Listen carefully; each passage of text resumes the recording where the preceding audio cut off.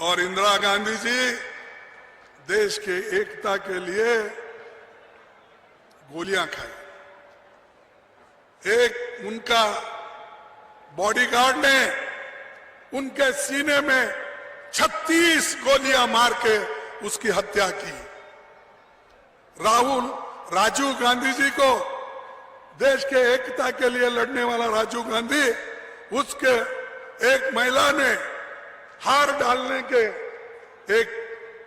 उन्होंने एक बहाना किया। जब मानव बम अपने पीछे कमर को बांधकर वो हार डालने जाके उनको खत्म कर दिए और राजीव गांधी जी के देह के अंग के टुकड़े टुकड़े टुकड़े हो गए। ये देश के लिए देन है। और उनको बोलते कि वो खानदानी, वो अपने लिए करते हैं और गांधी परिवार के लिए करते हैं। ये गांधी परिवार तो देश के लिए आजादी से लेकर अब तक वो लड़के मरे एकता के लिए। और तुम्हारे पास कोई एक, तुम्हारे घर में, मैं अब ये बोले तो वही बड़ी बात होती है, अच्छा नहीं, छोड़ देता हूं उसको। तो तुम्हारे पास तो कोई नहीं है बोलने का भी, आपके पास कोई एक आप हकदार भी ना हो। इसीलिए मैं आपसे विनती करूंगा कि आप एक होकर फिर से कांग्रेस पार्टी को वापस लाइए, जिताइए। आज जो सहूलतें आपको मिल रही है, इससे भी ज्यादा सहूलतें आपको दिलाएंगे। ये हमारा वायदा है।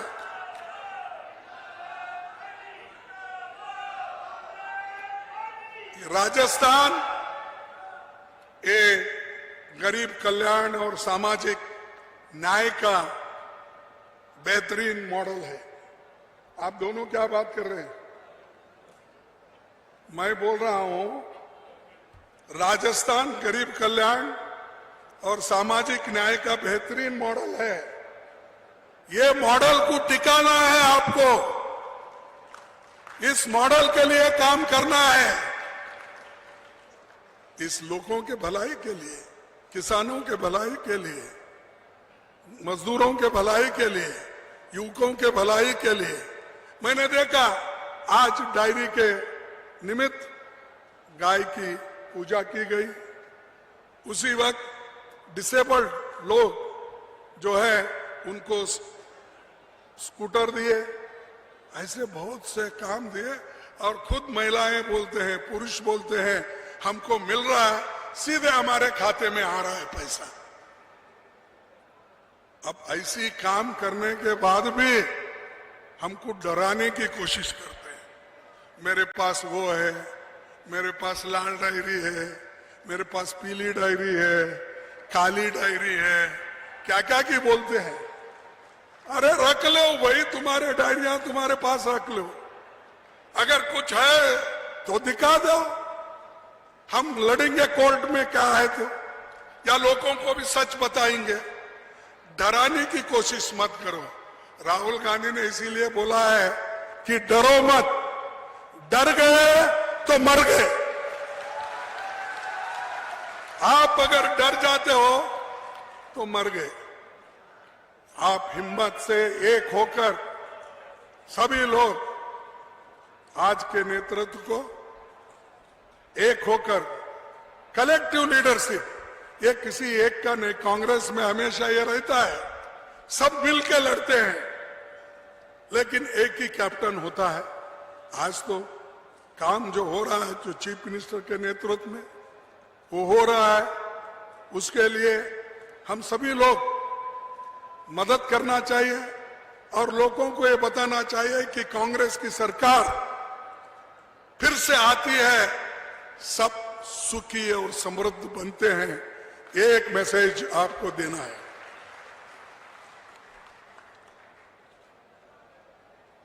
भाई ये राजस्थान एक ऐसा एक प्लान उन्होंने बनाया है गोवंश के लिए। एक अगर गोवंश की मौत होती है उसको 40,000 रुपए देने का उन्होंने स्कीम बनाया। किसने बनाया?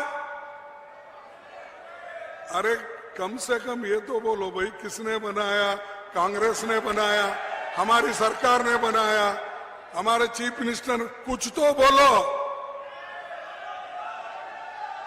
अरे आपके पास राइट टू हेल्थ स्कीम है नहीं?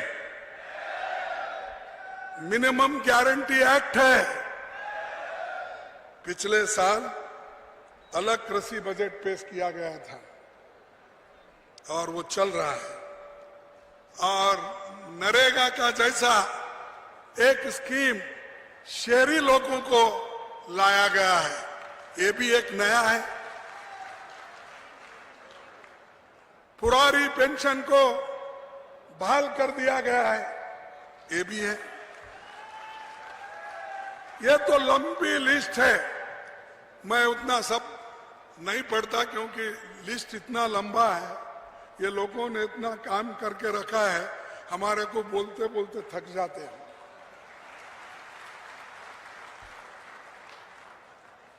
और मोदी सरकार राजस्थान को कुछ नहीं दे रही।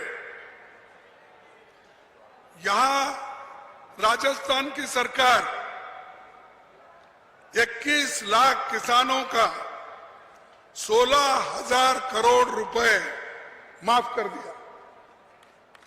माफ कर दिया नहीं? 44 लाख किसानों को 76,333 करोड़ कृषि ऋण भी माफ किया। और जो आज पानी के लिए भी हम लोग तड़पते हैं, और यहाँ जो नहर बना है, इंदिरा गांधी नहर, और 3 है ऐसे ही जो आपके पास है, मेरे पास भी उसका लिस्ट है, लेकिन उतने सब पढ़ने नहीं जाता। लेकिन आपके पास सेंट्रल गवर्नमेंट से आपको क्या मिला? नरेगा का दाम जल्दी नहीं भेजते, पीने के पानी के लिए पैसे नहीं देते, किसानों के खेतों के लिए अगर हम योजना बना के उनको भेज दिए कि उन किसानों को खेत के लिए पानी देना, वो पैसे भी नहीं देते। फिर किस काम के हो सेंट्रल गवर्नमेंट? कई के लिए आप सत्ता पे बैठे हो? अगर आपके हाथ से नहीं होता, कुर्सी से उतरो, हम चला के दिखाएंगे। पहले भी हम किए हैं। अरे हम आप ही बोलते हैं हम 70 साल किए हैं। जब 70 साल तक एक पार्टी गवर्नमेंट चलाती है तो इसका मतलब उसके पास कितनी ताकत होगी और लोगों का प्रेम कितना होगा, ये देख लीजिए। भाइयों, ये जो मोदी सरकार ने आई, उन्होंने किसानों के विरुद्ध में 3 काले कानून लाए। 3 काले कानून लाए और किसान दिल्ली के बॉर्डर पर लाखों से हिसाब से बैठे लोग वहां उपवास बैठे और 750 किसान उसमें मर गए। और उतना ही नहीं, जो किसान वहां थे, एक मिनिस्टर का बेटा अपने जीप से पीछे हटाकर कुचल दिया, लेकिन वो मंत्री जिसका बेटा किया, वो मंत्री अभी भी सरकार में है। ये देखिए, दूसरे अगर कुछ काम करते हैं, छोटा मोटा गलती होती है तो बार बार बोलते हैं। अरे भाई, किसान को मारने वाले 50 किसान इस आंदोलन में मर गए। महीनों से आंदोलन चला, तुम किसान के तरफ नहीं देखे और हमेशा बात करते थे किसान की आमदनी 2 गुना करूंगा। ये कहे या नहीं कहे? 2 गुना किसान की आमदनी मैं करूंगा, ऐसा उन्होंने कहा। लेकिन ये सब कहे के लूटने वाला अगर कोई आदमी है, गरीबों को जो लूटा, डीजल में, पेट्रोल में, गैस में, एलपीजी में, हर चीज में, मिर्ची में, पेंसिल में, पेपर में, हर एक छोटे मोटे चीजों पर जीएसटी डालकर गरीबों को तंग और तबाह कर दिया। और ऊपर से बोलते हैं हम सब कुछ कर रहे हैं गरीबों के लिए। इसीलिए मुझे क्या गिर गए क्या भाई? देखो नीचे मोदी गिरी आएगा, देखो।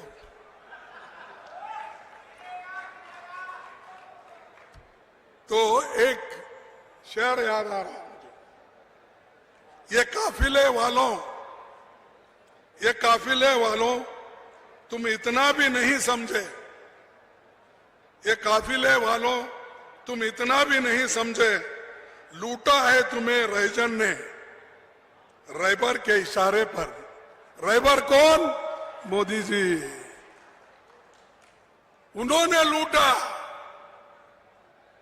उनको इशारा किया गरीबों को लूटो लूटो लूटो। फाइनेंस डिपार्टमेंट टैक्स डाल के लूटते लूटते लूटते गई। अब लोग इतने गरीब बने, अब सिर्फ उनके शरीर से खून निकलना बाकी है। तो इसीलिए उन्होंने बहुत कुछ कहा, लेकिन एक काम भी उन्होंने नहीं किया। मैं थोड़े से गिनता हूं, क्योंकि जहां भी अपने नड्डा साहब जाते हैं, जहां भी मोदी साहब जाते हैं, आजकल हमारे डिफेंस मिनिस्टर भी जरा बोलने लगे हैं। पहले पीछे थे, जरा आगे वो साथ साथ में जा रहे हैं। तो उन्होंने ये कहा था हर साल 2 करोड़ नौकरियां देंगे। कहा था या नहीं? आपको मिले होंगे 2 करोड़, इसलिए कमजोर हो। नहीं मिले? अरे एक देश का प्राइम मिनिस्टर 140 करोड़ का नेता, वो कैसा झूठ बोलता है? आप लोग झूठ बोल रहे हैं। वो 2 करोड़ नौकरियां लेके नहीं दिया बोल के बोल रहे हैं, ये झूठ है। पाप बेचारा, उन्होंने तो मोदी जी तो सबको नौकरियां देता हूं बोल के 2 करोड़ बोला। वो कैसा झूठ बोलता है? आप में कुछ गलती होंगे। आप देखो कहीं कहीं अगर अपॉइंटमेंट ऑर्डर्स गिरे हैं तो निकाल के देखो, क्या एड्रेस गलत है क्या देखो। और 15 लाख रुपए हर एक के घर को देने का उन्होंने वादा किया या नहीं किया? मिला? फिर कौन झूठ है? क्या मोदी झूठ है क्या आप झूठ है? क्योंकि ये तो उन्होंने बोले सो है, हम कोई नहीं बोले। तो मैं पूछता हूं 15 लाख भी किधर गए? फिर किसानों की आमदनी 2 गुनी, वो तो गया ही चले गया। नोटबंदी से मैं भ्रष्टाचार निकालता हूं, टेररिज्म खत्म करता हूं और देश को खुशहाली के तरफ ले जाता हूं, उन्होंने कहा। अब नोटबंदी होने के बाद आप सच सच बोलिए, भ्रष्टाचार मिट गया? और जो उन्होंने टेररिज्म की बात की थी, क्या कश्मीर में टेररिज्म बंद हुआ? क्या बॉर्डर पे बंद हुआ? नहीं। तो किसने झूठ बोला? मोदी ने बोला। और माताओं बहनों, महंगाई से छुटकारा तो हमको पाना है। हम राज्य में जहां जहां है हमारे लोग कोशिश कर रहे हैं। लेकिन इन्हों उसके बारे में कभी सोचते नहीं। टोमेटो की कीमत कितनी हो गई सोचते नहीं, प्याज की कीमत कितनी हो गई सोचते नहीं, दाल की कीमत क्या हो गई सोचते नहीं, तेल की कीमत क्या हो गई सोचते नहीं। सिर्फ वो यही सोचते हैं आगे के चुनाव कैसा लड़ूं। इसीलिए इधर पार्लियामेंट चलता है तो वो हर जगह घूमते हैं।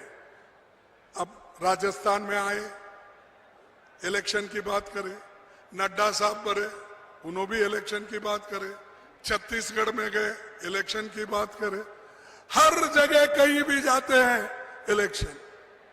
हमारे कर्नाटक में आए, कर्नाटक के लोगों को हराने के लिए वहां पर उन्होंने दिल्ली से आकर गली गली घूमे, दिल्ली से आकर कर्नाटक के गली गली में घूमे, पाद यात्रा किए, कार में हाथ हिलाते फिरे, हाथ हिलाए, लेकिन लोग एक वोट नहीं दिए उनको। 135, अब एक ज्यादा 136 एमएलए हमारे चुन के आए, उन्होंने आए, नड्डा साहब आए, सब मिनिस्टर्स वहां आए, 66 सीट लाए, 66 सीट। अब लोग, इसका मतलब लोग नहीं चाहते, और खुद उन्होंने ही प्रचार किया। अगर कोई और करता तो हम कहते थे, खुद उन्होंने ही प्रचार किया हर जगह जाके। अब खुद मेरे बेटे के कॉन्स्टिट्यूंसी में 3 दफा आए, और 3 दफा आके सबको बोले, अरे बाप को तो हम दिल्ली भेजे, उसके बेटे को भी घर को भेजो, यही उनका भाषण था। लेकिन मेरा बेटा जीत के आया, मिनिस्टर बना, उसका भी ये 3रा टर्म है। अरे हमको कोई, तुम झूठ बोल के हराने की कोशिश करते, लेकिन कभी हम हमारी हिम्मत छोड़ने वाले नहीं है। एक आपको बताऊंगा, और उन्होंने हर में फसल बीमा योजना में भी 35,000 करोड़ रुपए बड़े कंपनियों को उन्होंने फायदा करके दिया। किसान बीमा योजना किसानों के लिए बोला, लेकिन फायदा किसको हुआ? ये बड़े बड़े कंपनियों को जो क्रॉप इंश्योरेंस करते हैं, उनको ये 6-7 साल में 35,000 करोड़ रुपए का फायदा हुआ। तो ये गरीबों की, किसानों की भलाई करने वाले। तो भाइयों, मैं यही कहूंगा कि ऐसे सरकार को आगे 2024 में भगाना है। आप भगाएंगे या नहीं? निकालेंगे या नहीं? निकालेंगे। जरा जोश के बोलो भाई। मेरे जैसा 82 साल का आदमी की आवाज जोर से निकलती है, आप बैठे से कुई कुई कर रहे, क्या समझ में नहीं आ रहा।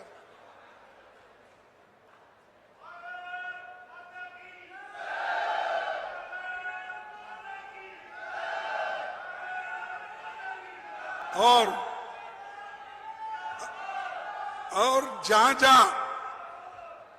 जहां हमारी सरकार आती है, तोड़फोड़ करते हैं। अब कहां हम बहुमत से जीतते हैं? कर्नाटक जीते, मध्य प्रदेश जीते, मणिपुर जीते थे, गोवा जीते थे, हर जगह कहां हम जीत आए थे, वहां उन्होंने तोड़ा, पैसे देकर तोड़ा, किसी जगह झूठ बोल के तोड़ा, किसी जगह उनको कुछ और चीजें बोला।